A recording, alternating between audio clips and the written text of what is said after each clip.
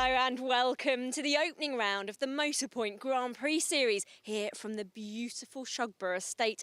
The riders will be battling it out for the orange jersey, and there's also a team prize up for grabs.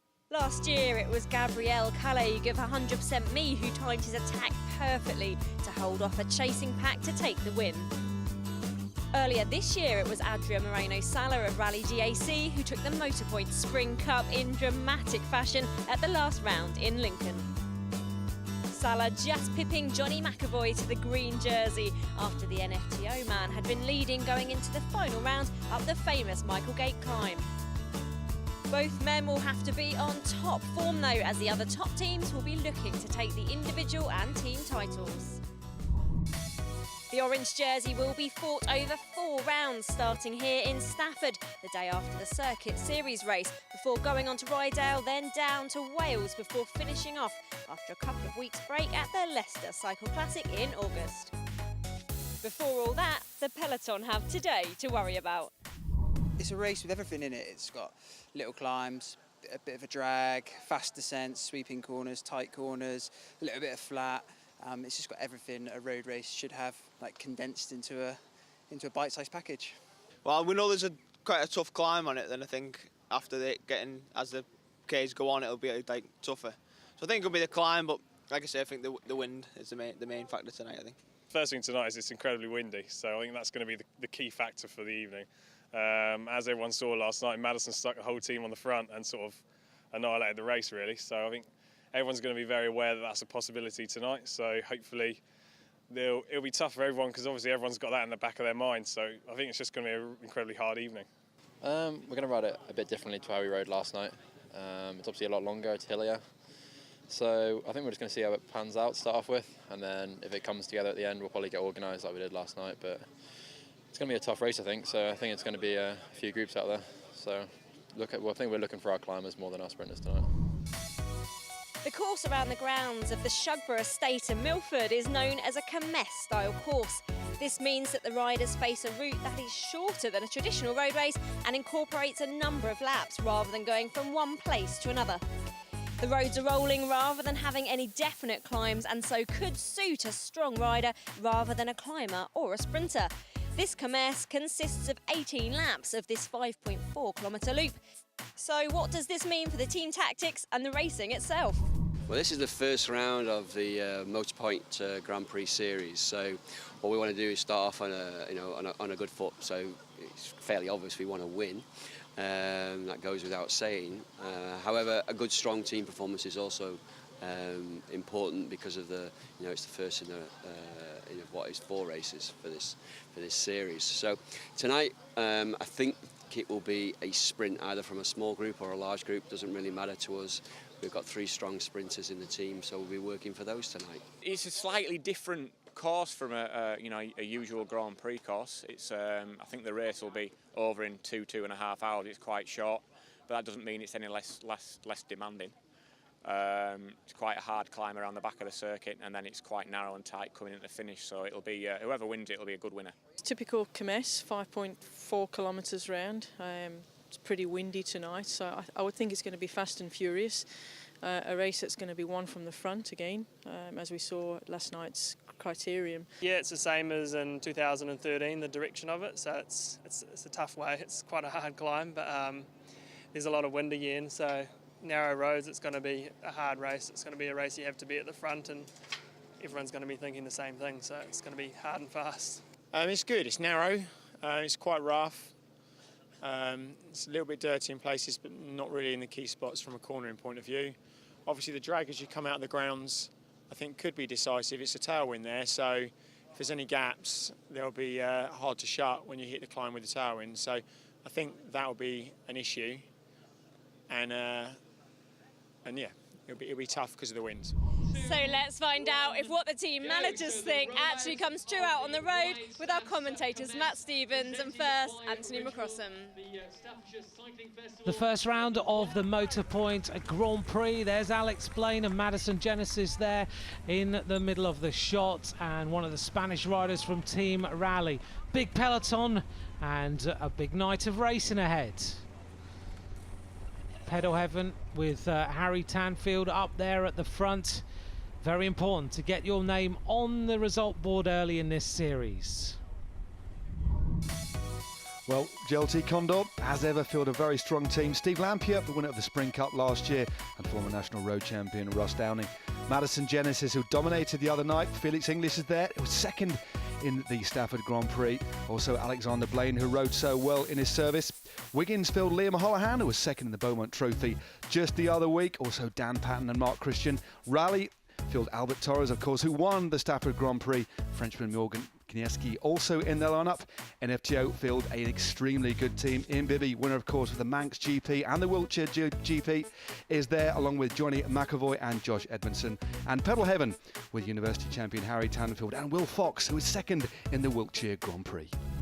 Lots of riders then to watch. On the front there on the left-hand side is Harry Tanfield, the babyface assassin from Pedal Heaven, as we see an attack happening here from the Neon Velo team, and this looks like Simcox trying a move.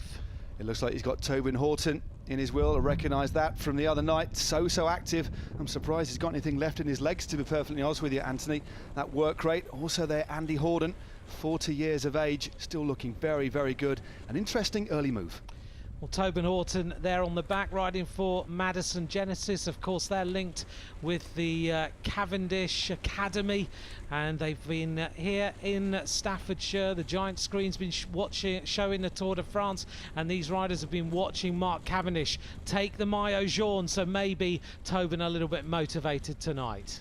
Without a shadow of a doubt, and as I say, an ambassador for the team, and I think a little bit of that sparkle has rubbed off on all the riders. Such a fantastic ride by Mark Cavendish, but a fantastic race tonight.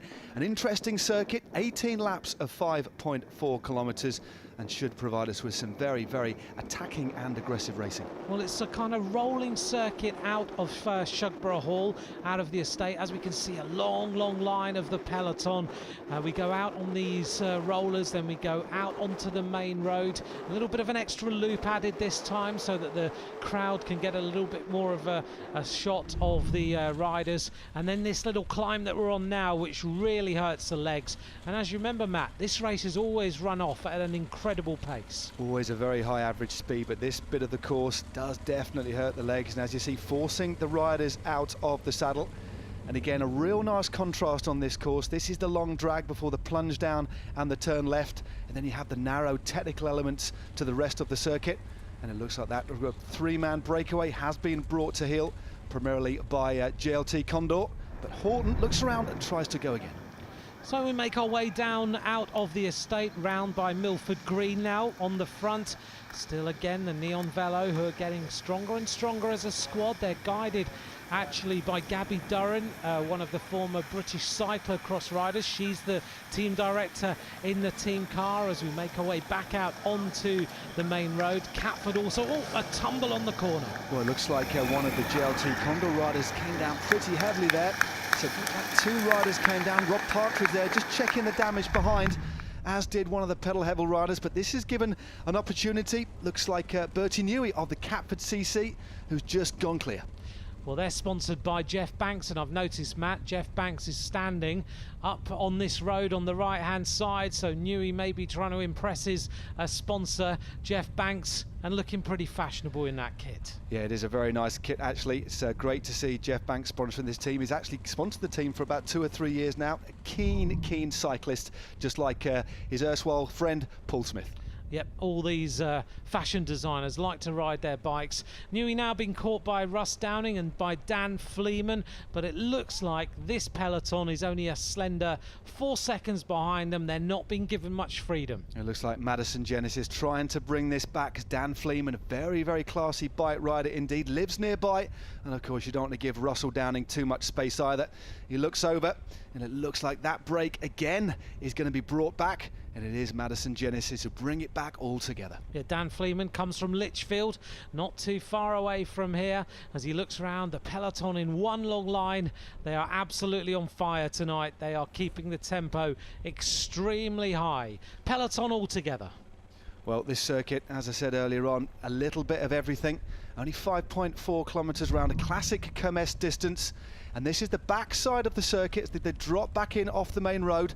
And it looks like Tom Moses has been so aggressive over the last few weeks, trying to go clear. 50 k's to go. 50 kilometres of racing remaining. Tom Moses just testing things out a little bit. We've talked so many times about the style that he has on the bike. Lovely colours here with the sun fading a little bit as Moses just starts to open up a little bit of a gap. Really is beautiful here. Lovely wooded area, that dappled light just shining on his shoulders and on the road. But look at the gap he's opened up straight away. Got into that familiar aero tuck of his, and looks like he's opened up a nice lead at the moment. So smooth. There we go. 1 minute and 38 seconds, but still 5 laps to go. Long way still to ride. Well, he's been now out in the lead for approaching 5 laps. So, Matt, that's what, 25 kilometres plus he has been opening up his gap. It's now up to its maximum so far, 1:38. Pedal Heaven on the front, NFTO there in the red and black. They look a little bit concerned, so they're starting to chase things down as well. Well, what's all the more impressive is I've been around this circuit a few times, watched races over the years, very high average speed, and on a kind of Kermesse circuit, different than a road race circuit, different than a crit, so hard to start on your own, but he's holding them at bay despite the concerted efforts of NFTO, Pedal Heaven also represented at the front, and Rally. Very impressive ride by the 24-year-old from Keighley. Well, this is a headwind section. It's a block headwind. It doesn't look like it the way he is going right now. He's making short work of it. He's hitting around about 23 miles an hour across this section. He certainly does get into his rhythm so stylishly. Very low at the front. And the wonderful thing about Tom Moses, I just love that fluid pedalling style. The French call it souplesse.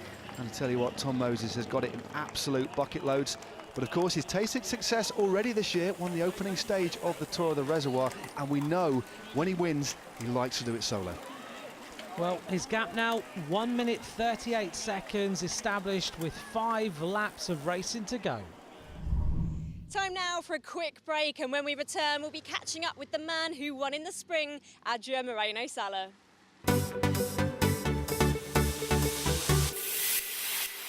Welcome back. The winner of the Motorpoint Spring Cup Series was Adria Moreno-Sala of Rally GAC. I grabbed him earlier to find out more about the man from Spain. Tell us how you first got into cycling.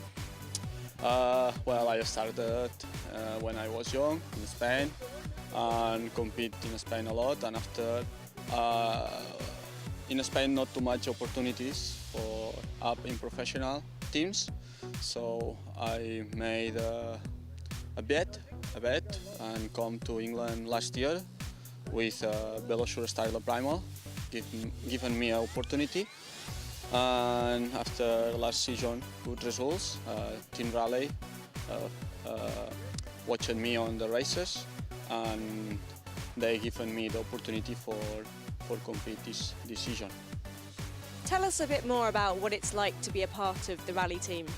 The atmosphere in the team is good. We are very comfortable, and the results are good. Tell us about your emotions when you won the Spring Cup. Well, it was really nice to win the Spring Cup because it's difficult to stay 100% all runs during 1 month or 2. And after one of the big objectives of the team, it's a lot of pressure out. And how are you feeling coming into the first round of the Grand Prix series? I think the first round is a bit difficult for me because it's short and not too much hilly. But we will try to get the victory for another teammate, a sprint teammate, and try to take points for the overall for me.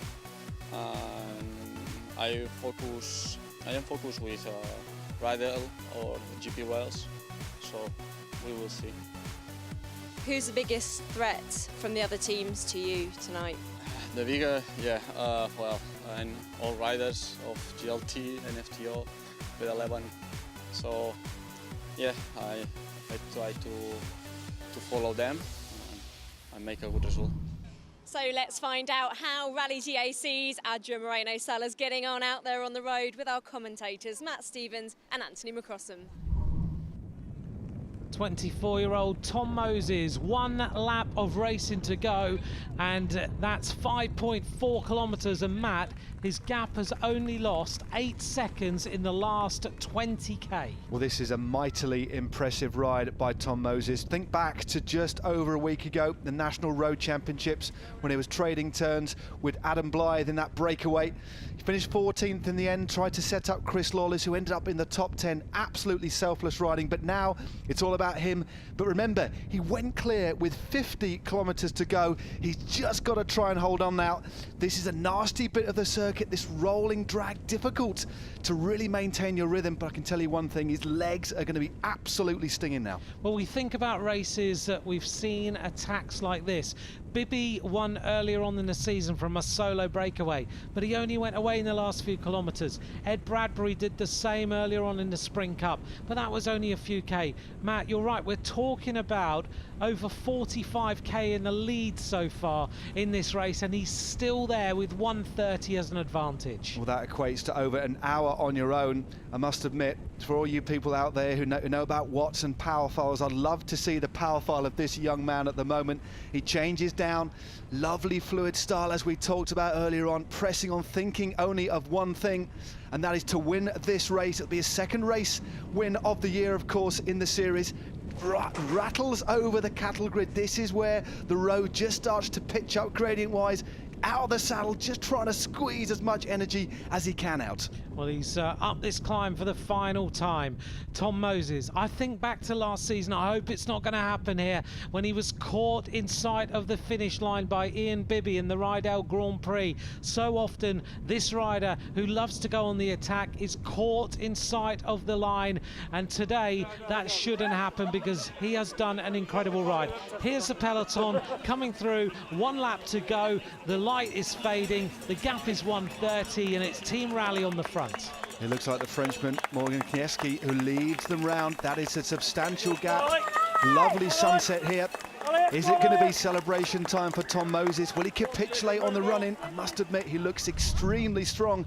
But as you say, Anthony, sometimes fortune does favour the brave. But what this move does as well, remember, he's got some fantastic teammates back in the bunch who haven't had to do a tap at all in terms of work. Ross Downing and Chris Lawless. So JLT Condor at the moment in a fantastic position. In the early laps, he sat down all the way up this climb. Now he is out the saddle now and then just to stretch those legs a little bit. Hitting around about 20 miles an hour on this tough uphill rise. Then he'll click through the gears and he'll get himself flying his way downhill. There we go, there was the gear change as he reaches the top of this rise, and now he'll start to cruise his way across the top. Here come the peloton being led here through the murk with the sunset in the background. Looks like NFTO on the front. That certainly is NFTO. That's a Rob Partridge on the front, still trying to chase down this gap, but he's holding steady. A quite amazing ride by Tom Moses at the front to hold off this bunch. Remember, it's been the combined forces, of NFTO, also Pedal Heaven, Madison Genesis, and he's hovered, the lead has hovered for the last hour between a minute and a minute and a half. I've not seen a ride like this, Anthony, for a long, long time. No, this is impressive. Now JLT Condor just trying to disrupt the chase of the other teams. They're coming to the front for 2 reasons. One is they can ride tempo. The other is to try and set their other sprinters up. A big move on the right-hand side now as Matt Holmes of Madison Genesis tries to go clear, desperately trying to reel in Tom Moses. Well, a good attack there, very well-timed attack by Tom Moses, but still the gap is holding at 1 minute and 30 seconds. Absolutely incredible. Some good blocking there by JLT Condor, determined to try and make sure they let Tom Moses stay clear. But this man out in front has got other thoughts at the moment. This is Matt Holmes. He finished 3rd in the Wiltshire Grand Prix in the Spring Cup, the Motorpoint Spring Cup. He looks around. The attack has been nullified by the teammates of this man. This is Tom Moses in the lead now for what is approaching 1 hour and 20 minutes. This is this fast left-hander back into the Shugborough estate, and now he knows he's got 2 speed bumps, a couple of left-hand turns, and a run into the finish line as he cruises through here at over 35 miles an hour. as he's done so on all of the previous laps, kept that rhythm like a metronome. And I have a feeling, Anthony, he's about a kilometre in front of the bunch.